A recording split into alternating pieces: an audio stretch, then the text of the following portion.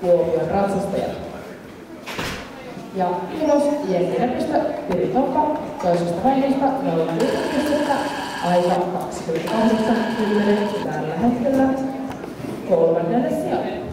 Ja luokassa on tosiaan tilanne, että luokkaa johtaa Niina Soini, Spring Dreams of Hair. Toisena Nea Hakkarainen, Pinrocks Dragonfly.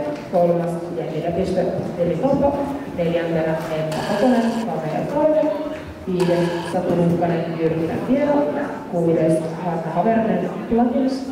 Ja seitsemäntä sijaittaa Viivi Häntinen, Kamea Toinen. Ja kaikilla sijoittumassa olevilla ratsukoilla on tuloksena toisesta vaiheesta 0,5 pistettä.